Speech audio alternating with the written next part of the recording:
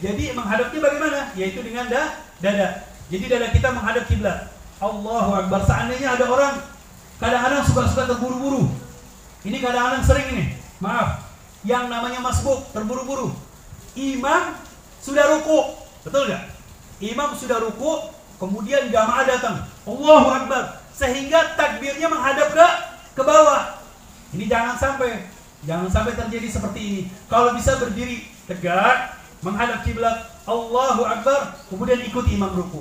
Ini disahkan di dalam salatnya. Tetapi kalau takbiratul ihramnya menghadap ke bawah, atau dadanya menghadap ke kanan, atau menghadap ke kiri, nah ini dipertanyakan salatnya. Jadi yang namanya berdiri itu menghadap kiblat adalah dada. Baik dia ketika duduk atau ketika tiduran mungkin kaki yang menghadap ke kiblat. Baik. Atau terlentang seperti ini. Kita mau ini kiblat. Kita mau tiduran seperti ini. Dada kita menghadap kiblat. Ini diperbolehkan. Maaf, seperti orang meninggal. Ya, orang meninggal ditaruh di liang lahat bagaimana? Menghadap ke kiblat, didirikan, dihadapkan ke kiblat. Nah, seandainya kalau mereka ini mayit tidak bisa ditaruh dengan lahat, ini yang namanya lahat ya, kalau di sini namanya lahat. Tetapi kalau di tempat yang basah bagaimana? Habib, kalau di tempat basah pakai lahat ini nggak bisa. Ini kadang-kadang mayitnya naik ke atas, tempat yang ada airnya banjir. Oh ya udah pakai syak kalau gitu. Pakai syak. Bagaimana pakai syak? Yaitu ditidurkan kemudian langsung disemen. Atau dikasih kayu-kayu kemudian disemen.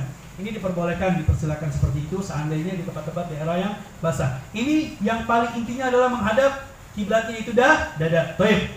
Kemudian 2, jari-jari kaki lurus menghadap kiblat. Sebagaimana hal ini adalah riwayat daripada Al-Imam Al-Bukhari. Al-Imam Al-Bukhari di dalam Kitabus Shalah, mereka jari-jari juga lurus menghadap kiblat. Perhatikan, ini kaki kita. Kaki lurus menghadap kiblat. Ya, kaki lurus menghadap kiblat. Jangan sampai begini.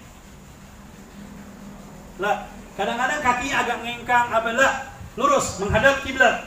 Kaki lurus menghadap kiblat. Dan kemudian nanti diterangkan lagi dari bab-bab yang lain. Perhatikan lagi. Kemudian yang ketiga, kedua kaki direnggangkan. Kedua kaki direnggangkan. Jangan sampai kakinya lipat, merapat. Ayah, tadi kakinya ada yang begini. Ini nggak boleh. Kemudian kakinya lurus. Kemudian agak direnggangkan. Ya, direnggangkan. Jangan terlalu lebar. Ini kadang-kadang bapak-bapak karena saking nafsunya di dalam soft, Masya Allah, langsung kakinya. Wah. Ini kakinya hebat banget ini. Saking semangatnya sholat, Masya Allah. Waduh. Lah, yang disunahkan bagaimana?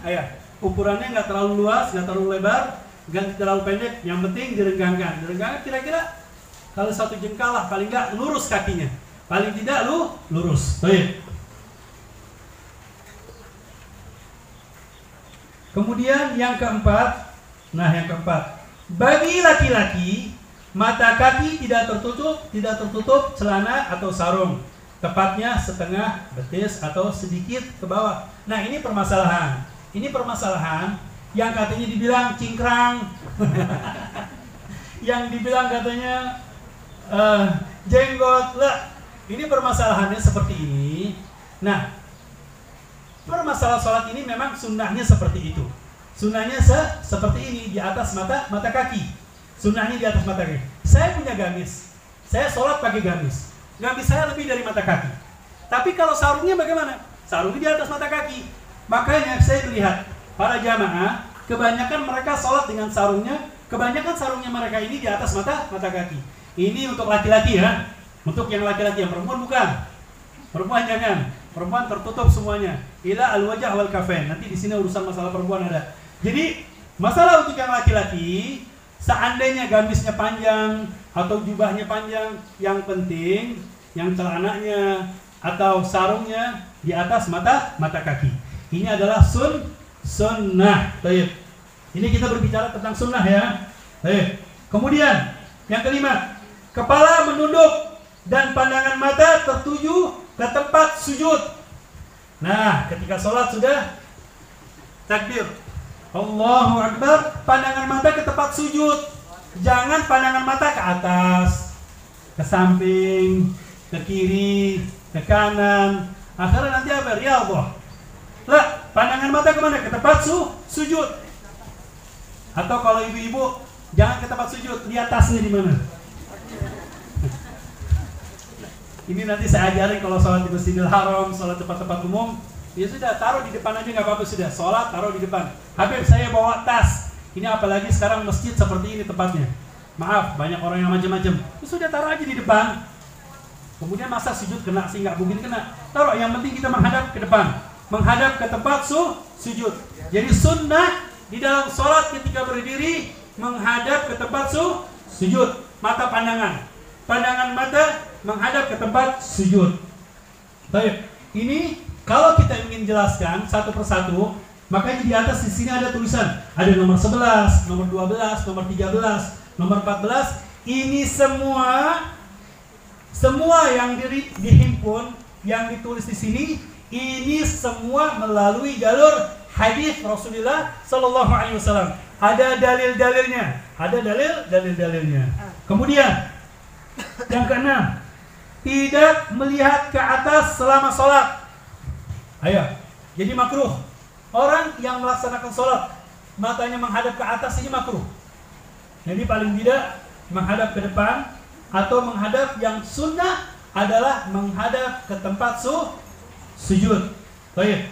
Kemudian yang 7, mata terbuka atau boleh terpejam demi kehusyuan. Jadi kalau ada pertanyaan, Habib, saya mau tanya, boleh gak saya sholat merem? Kadang-kadang sujud sampai digini-gini kan. Biar sujud, biar maksudnya biar khusyuk. Tapi khusyuk, silakan Anda mengkhusyukkan di dalam sholat Anda. Tetapi paling tidak Anda mendapatkan ketenangan. Sholat yang Anda lakukan ini semuanya sah. Tetapi khusyuk itu ada di mana? Ada di dalam hati kita.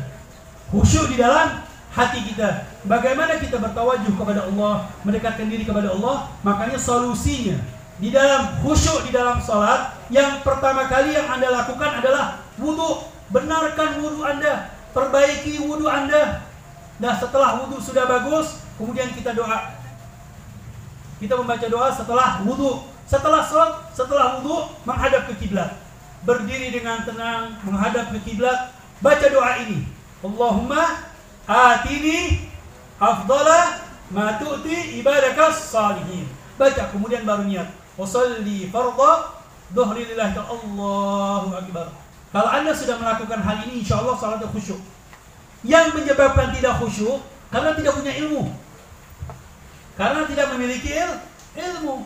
Dia bingung, sah gak sholatnya saya? Apakah syah atau tidak sah? Ini tetapi hal tersebut adalah kalau kita sudah mempelajari ini, sholat kita hukumnya adalah sah. Baik. Dari hal ini sebelum saya masuk ke pasal keempat, ada pertanyaan? Ada pertanyaan tidak? Lanjut.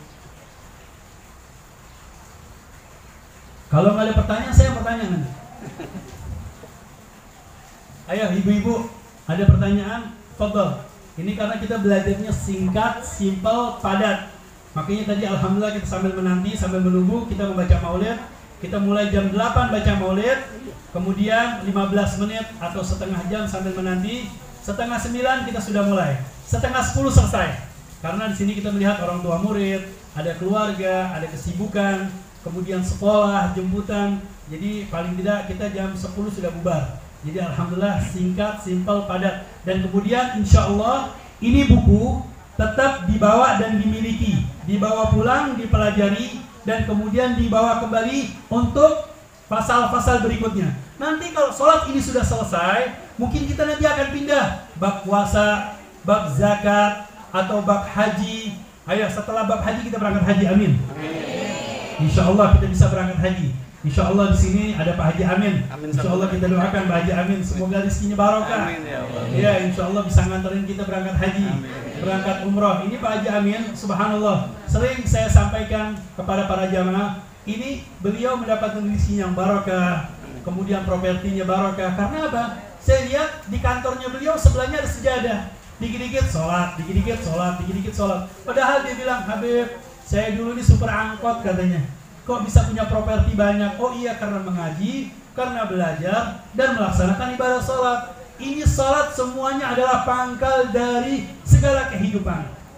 Ingin kaya, banyakin sholat. Ingin barokah, banyakin sholat. Dan kemudian bukan hanya sekedar sholat, belajar menuntut ilmu tentang ibadah sholat untuk mendapatkan khusyuan.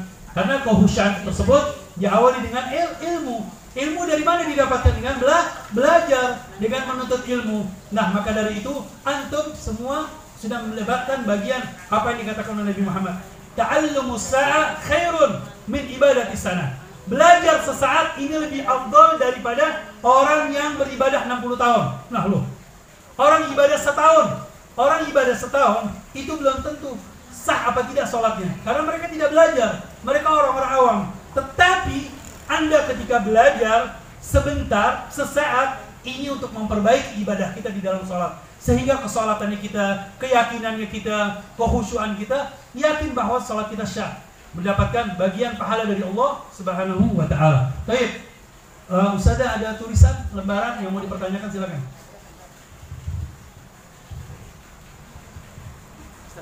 Minum. Terlanjur Saya sampaikan sini. Saya Bib. Ayo, foto. Assalamualaikum warahmatullahi wabarakatuh. Nah, saya mengenalkan diri, saya jamaah baru, nama disebut oleh Habib Abbas Amin Saputra. Tadi ada beberapa disampaikan supaya bertanya. Pertanyaan saya gini, ketika sedang sholat khusyuk lalu membaca Iyyaka na'budu wa iyyaka nasta'in, ketika kita mengangkat dua tangan langsung memohon, batal tidak sholatnya? Baik. Sholat. Ini ada pertanyaan Pak Haji Amin Habib. Ini saya ketika sholat. Kemudian ketika sholat, ini saya baca Iyyaka na'budu wa iyyaka nasta'in, saya berdoa meminta kepada Allah. Kemudian ketika sholat, umpamanya pas lagi setelah takbiratul ihram, saya menangis, saya berdoa meminta kepada Allah Subhanahu wa ta'ala. Ini sah tidak sholatnya? Nah, yang paling terpenting tadi rukunnya. Pertama, Anda adalah niat. Kemudian takbiratul ihram, Allahu Akbar. Setelah takbir, belum baca doa istiftah sudah nangis. Ya Allah, ya Allah. Nangis minta sama Allah. Kadang-kadang nangisnya 1 jam minta sama Allah. Sah tidak sholatnya? Yang penting baca Al-Fatihah. Baca Al-Fatihah. Lagi baca Al-Fatihah nangis. Bismillahirrahmanirrahim. Alhamdulillahirabbil alamin. Nangis. Sah tidak sholat? Sah. Karena as-sholat, sholat apa sih? Lugatan doa. Sholat adalah doa. Waktunya meminta, waktunya munajat, waktu yang paling tepat, yang paling diijabahi oleh Allah Subhanahu wa ta'ala ketika kita berdoa, ketika waktu sholat. Jadi Anda mau sholatnya 1 jam, mau sholatnya 2 jam, silakan ditambahin dengan doa. Silakan sekuatnya Anda, sebaiknya Anda, karena Anda sholat. Tetapi jangan sholat berjamaah. Anda kalau jadi imam 2 jam, kesian makmumnya nanti. Kalau jadi 1 jam, kesian makmumnya. Nah, seumpamanya, Habib, saya mau sholat 1 jam, silakan. Umpamanya sholat, Allahu Akbar, Bismillahirrahmanirrahim. Sudah. Waladdallin, amin. Langsung di depannya ada Al-Quran. Bismillahirrahmanirrahim. Alif Lam Mim. Dzalikal kitabul la raiba fihi hudan lil muttaqin. Baca Al-Baqarah semuanya. Silakan. Setiap kali ketika ada doa, angkat tangan, minta. Nanti di situ ada Rabbana ighfir lana wa li ikhwanina alladhina sabaquna bil iman wa la taj'al fi qulubina ghillan lil ladzina amanu rabbana innaka ra'ufur rahim. Doa Rabbana la tuzigh qulubana ba'da idh hadaitana. Karena di Al-Qur'an diajarkan di situ banyak doa dari Allah Subhanahu wa taala. Ketika ada doa, kita meminta kepada Allah Subhanahu wa taala. Nah, kemudian Anda tadi ada pertanyaan Pak Haji Amin, Habib, seandainya ketika baca Iyyaka na'budu ingat sama Allah, ketika ini ingat sama Allah. Nah, Allah Subhanahu wa taala menghitung bagaimana kehusyuan Anda ketika Anda mengingat kepada Allah Subhanahu wa taala. Ini adalah bagian yang paling terbesar kalau Anda ingat kepada Allah. Makanya para ulama-ulama kok mereka sampai lupa, sampai lalai, sampai play katanya, sampai fana. Mereka ini fananya dari mana? Ketika sholat. Makanya Rasulullah mengatakan, Itu Rasulullah kalau mau tenang, kalau mau istirahat sholat, arih dia Bilal bil adzan. Baru bilang Allahu Akbar, Allahu Akbar. Rasulullah sholat. Ini adalah tempat ketenangan, tempat kembali kepada Allah Subhanahu wa taala ketika waktu sholat. Makanya khusyukkanlah sholat Anda, mintalah Anda kepada Allah Subhanahu wa taala ketika waktu sholat. Segala hajat apapun minta kepada Allah Subhanahu wa taala. Makanya Allah memberikan solusi. Banyak caranya berdoa kepada Allah, dengan sholat, dengan beribadah, dengan doa, kemudian dengan sholat hajat, dengan sholat istikharah, dengan sholat duha, dengan sholat tahajud. Ini solusi-solusi semuanya untuk kembali kita kepada Allah. Pak, bayangin kita kalau ingin satu hari satu malam kita mau menjalankan sholat 250 rakaat mampu? Bisa. Banyak. 5 waktu sudah 17. Belum sunnah muakkadahnya sudah 11. Belum lagi nanti yang ghairu muakkadahnya. Belum lagi tahajudnya, belum lagi duhanya, belum lagi awabinnya, belum lagi istikharahnya, belum lagi dengan hajatnya, belum lagi sholat sunnah mutlaknya, belum lagi sholat sunnah wudhunya, belum lagi tahiyatul masjid, belum lagi, waduh banyak lagi sholat. Ini kalau kita mau melaksanakan sholat satu hari 250 rakaat, silakan diperbanyak lagi, silakan lebih banyak lagi.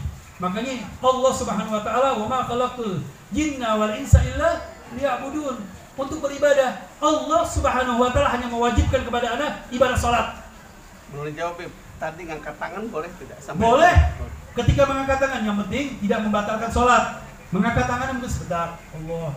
Ya, sebagian para ulama mengatakan mengangkat tangan tidak membatalkan salat.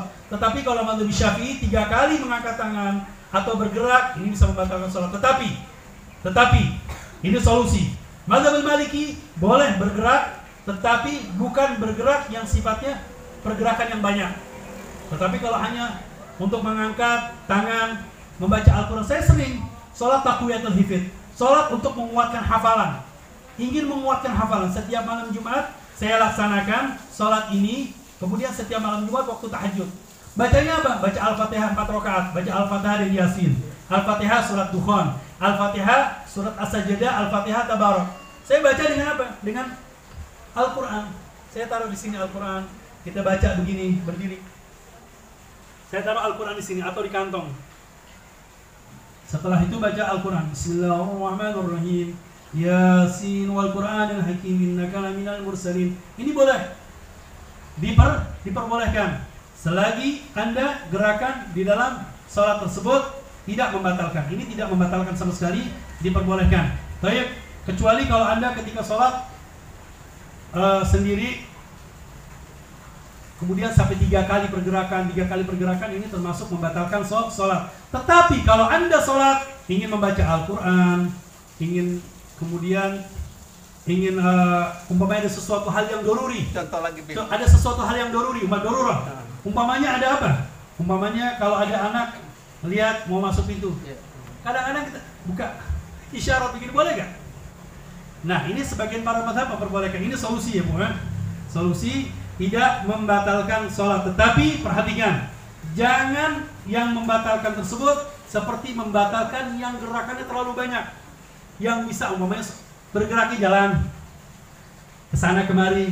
Lah, ini membatalkan sholat. Tetapi kalau cuma sekedar harokat-harokat, ini tidak membatalkan. Umpamanya lagi, kadang-kadang gatel. Ayo. Iya. Gatel gimana? Gatel kalau begini bisa jadi batal. Caranya bagaimana? Karena kalau sudah begini-begini, ini bergerak 1, 2, 3. Jadi bagaimana caranya? Biar garuknya 1 kali, pegang. Umpamanya gatelnya di leher, di pipi. Pegang ini 1, yang bergerak sampai jari-jarinya. Karena jari-jari tidak membatalkan. Jadi kadang-kadang kalau ada yang sholat begini, at-tahiyatul mubarakatus sholawatu thayyibatulillah. Ada yang begini. Tangannya begini-begini, muter-muter. Habib, sholatnya sah gak? Itu tidak membatalkan sholat.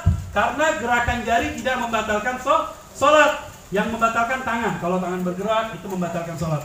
Tetapi tadi saya berikan solusi, seandainya Anda ingin membaca Al-Quran. Umpamanya, nanti kita pergi ke Masjidil Haram. Amin. Memberangkat umroh di bulan Ramadan. Ternyata di kota Mekah, itu ada khataman Al-Quran. Setiap hari sholat 1 juz. Ini kita kalau dengerin aja, kan kadang-kadang capek. Kalau mendengarkan itu capek, tapi kalau menyimak sambil membaca Al-Quran, kita baca. Ada Al-Quran. Imam lagi baca Al-Quran. Bismillahirrahmanirrahim. Alif Lam Mim. Dzalikal kitabul la raiba fihi hudan lil muttaqin alladzina yu'minuna bil ghaibi wa yuqimuna as-salata wa mimma razaqnahum yunfiqun. Kita ikutin. Kemudian tangan terserah, boleh dibalik. Ikutin, nggak apa-apa. Kemudian mau taruhnya di mana? Sambil dipegang. Allahu Akbar. Taruh di sini. Nggak apa-apa. Atau kalau memang ada kursi, taruh di kursi boleh. Ketika sujud. Jadi tidak membatalkan sholat. Berarti kalau yang gerakannya kaki gitu. Iya, gerakannya gimana? Ini bapak kayak imam. Iya. Allahu Akbar. Nah, ini sampai lebih dari 3 kali. Ayo. Iya. Nah, ini tuh begini. Iya, kalau lutut enggak, tapi kalau sampai berjalan, bergerak ke sana kemari itu batal. Bergerak ya. Iya. Tapi kalau masih tetap Iya Pak, begini, kalau gerakannya cuma hanya sebentar, sedikit aja begini. Ya Pak, enggak, itu kan tidak membatalkan. Tidak membatalkan. Jadi nanti kalau imam umpamanya kalau begini, terus begini lagi membatalkan, kesian makmum. Lah, tidak membatalkan. Yang batal tuh suka begini-begini. Itu batal. Yang penting nih buat yang lain, ini saya katakan. Yang penting sholat, yang khusyuk jalani. Masalah batal urusan nanti. Yang parah, yang tidak sholat. Yang bermasalah, tetapi lihat, perhatikan ini hukum. Masalah membatalkan sholat nanti kita pelajarkan, kita luaskan. Masalah membatalkan sholat. Ini kenapa? berarti menyela-nyelai bacaan Fatihah yang merupakan rukun Enggak apa-apa, enggak apa-apa. Iya karena berdua, iya karena sayang kita berdoa. Iya, kita berdoa, meminta kepada Allah Subhanahu wa taala. Nah, kalau bisa ini rukun kaulinya ini disempurnakan. Karena la sholata liman lam yaqra'il Fatihah. Salat bisa dikatakan tidak sah apabila dia tidak membaca Al-Fatihah. Jadi Al-Fatihah ada rukun.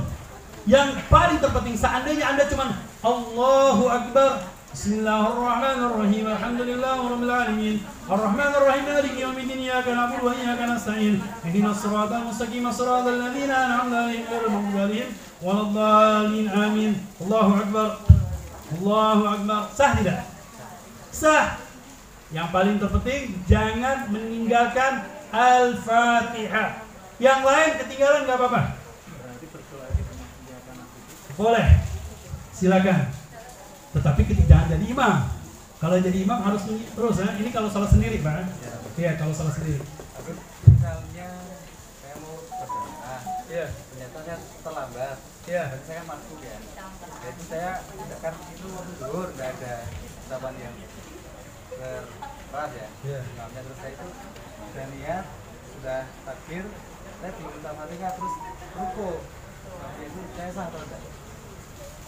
Gimana Anda masbuk, kemudian langsung ruku sama imam? Nah, sebelum ruku, saya itu sudah niat, terus saya takbir, saya belum baca Fatihah. Terus ruku. Ternyata imamnya sudah ruku gitu. Iya, sah. Sah ya? Sah. Nah, imam yang baca. Jadi tadi ada pertanyaan, Habib, saya ini ketinggalan sholat duhur.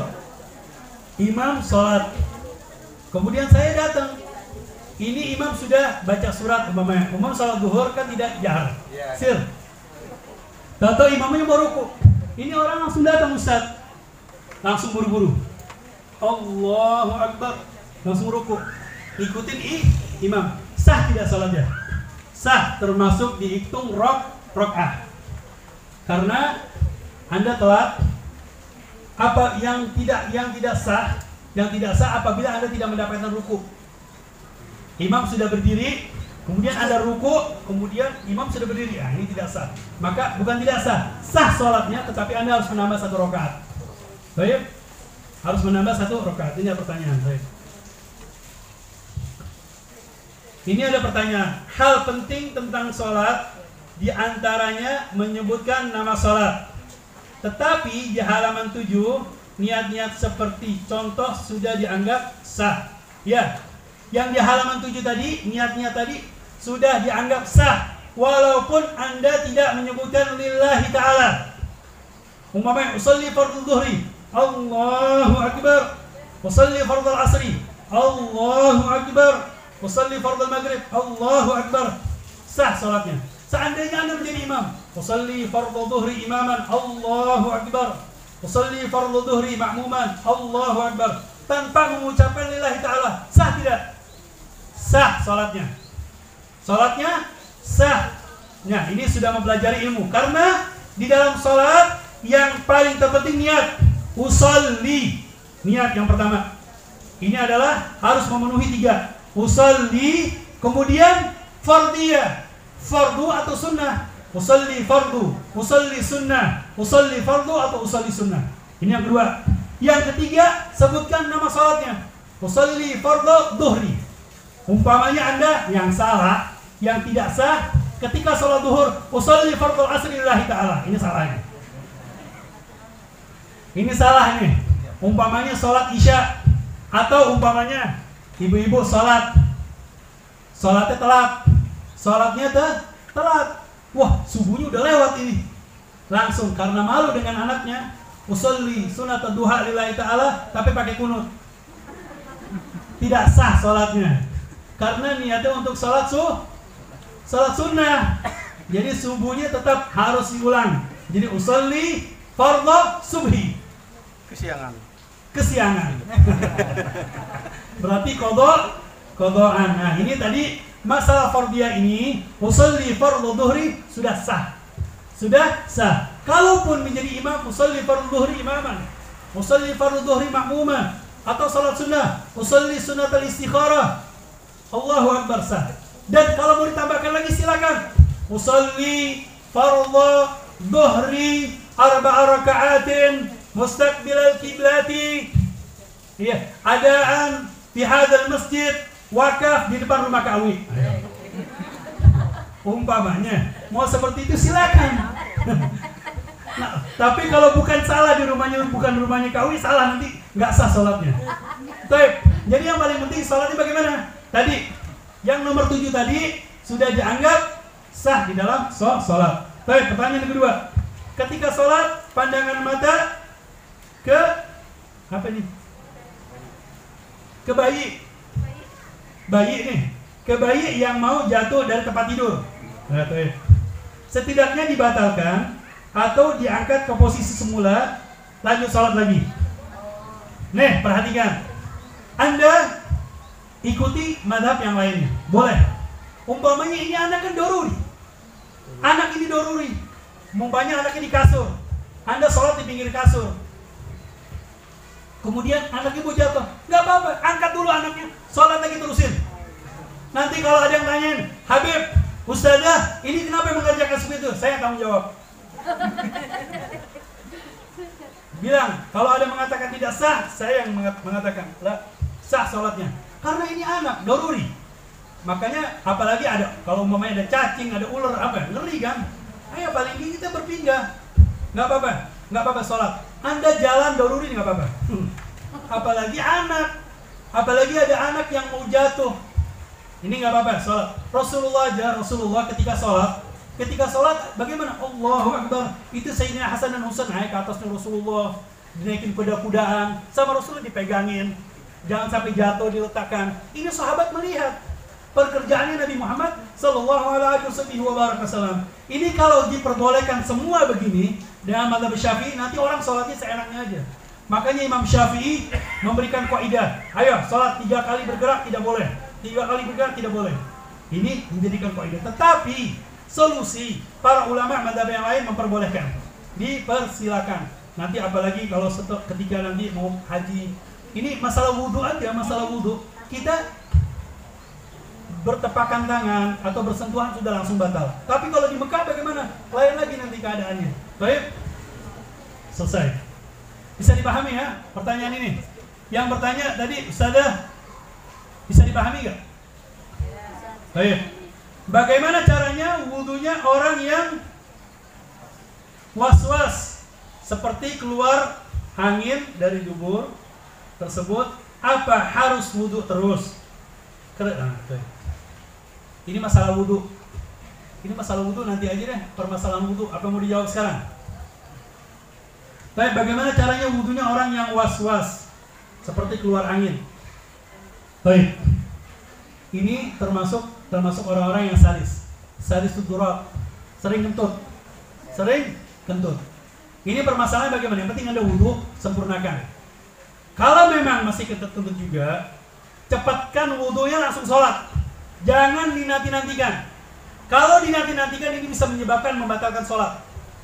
Tetapi kalau memang sudah terjadi seperti ini, doruri. Sekarang mau kentut terus nggak mau sholat. Lah, jadi tetap dia wudhu, setelah wudhu langsung buru-buru sholat. Ini disahkan, boleh. Paham ya? Bisa dipahami? Jadi langsung dikerjakan sholat tersebut, walaupun dia salisul durat. Walaupun salisul durat. Ini kalau salisul durat masih mending. Ada yang salisul bol, kencing-kencing, banyak, lebih parah lagi, kesian. Baik, kriteria soft yang rapat, apa harus kaki menempel dengan teman sampingnya atau bahu atau bagaimana? Nah, ini pertanyaannya, nanti kita jawab di halaman setelahnya. Lihat di halaman setelahnya. Ini pasal ketiga berdiri. Baik, sudah. Kemudian ini sudah selesai. Kemudian pasal keempat menyempurnakan soft. Kesempurnaan soft adalah bagian kesempurnaan sholat. Bila soft tidak sempurna, maka sholat tidak sempurna. Rasulullah SAW bersabda, "Sawwu sufufakum fa inna tasfiyatus soft min tamamis sholat." Sempurnakanlah, luruskanlah, rapatkanlah soft-soft kalian, karena sesungguhnya menyempurnakan soft itu termasuk dari kesempurnaan sholat. Jadi masalah soft, insya Allah kita teruskan di bulan yang akan datang. Insya Allah di bulan akan datang kita waktunya pas. Saya minta maaf 2 minggu diundur. Di minggu yang lalu saya undur karena berbarengan dengan maulidnya Habib Lutfi bin Yahya. Jadi saya undur pada minggu sekarang. Di minggu yang lalu ketika itu kita ada maulid yang harus saya hadiri di Masjid Al-Hawi di Jakarta dan keluarga juga di sana. Jadi saya minta maaf 2 minggu saya undurkan. Insya Allah nanti 2 minggu ke depan kita mulai. 2 minggu yang akan datang kita mulai. Tanggal berapa Ustaz kira-kira? 15. Ayah, nanti diumumkan lagi. Ya, diumumkan kembali insya Allah di 2 minggu yang akan datang. Karena 2 minggu atau 3 minggu yang akan datang, karena 2 minggu yang lain kita sudah hilang. Jadi kita nanti bertemu kembali 2 minggu yang akan datang. Insya Allah kita pertemukan kembali. Ma'asyiral hadirin wal hadirat rahimakumullah. Karena melihat waktu sudah hampir jam 10, saya mohon maaf. Mungkin hal ini yang saya bisa dapat sampaikan. Kalaupun ada pertanyaan-pertanyaan lain, tolong dikumpulkan pertanyaan tersebut. Nanti di minggu yang akan datang, tolong jam 8 sudah tiba di sini. Kita baca maulid 1/4 jam, sudah selesai. Jadi belajarnya bisa lebih banyak. Jam 10 sudah selesai. Mungkin jam 10 sudah sampai di rumah masing-masing. Karena di sini ada orang tua, ada yang mau bekerja, ada yang mau jemput anaknya, kemudian ditunggu suaminya, istrinya. Jadi kita tidak mau memperlambat pelajaran pada kitab sholat ini. Dan kemudian saya bisyarahkan, insya Allah ini kitab tuntunan sholat ini tolong dimiliki oleh setiap guru, karena ini kitab barokah dengan metode ilmu hadis. Dengan metode ilmu hadis yang insya Allah nanti kita terangkan kembali dengan penyesuaian fikih al-Imam Syafi'i. Fikihnya Imam Syafi'i. Baik dengan seperti Safinatun Najah atau Fathul Mu'innya atau yang lainnya, ini kita sesuaikan. Setelah kitab sholat ini, kita berangkat nanti ke dalam bab sholat. Setelah sholat ada puasa, ada zakat. Ya, setelah zakat haji. Setelah haji berangkat haji insya Allah. Langsung praktek insya Allah. Amin. Allahumma amin. Allahumma rabbana atina fid dunya hasanah wa fil akhirati hasanah wa qina adzaban nar. Bi fadli subhana rabbika rabbil izzati amma yasifun. Wa salamun alal mursalin. Walhamdulillahi rabbil alamin. Wassalamu alaikum warahmatullahi taala wabarakatuh.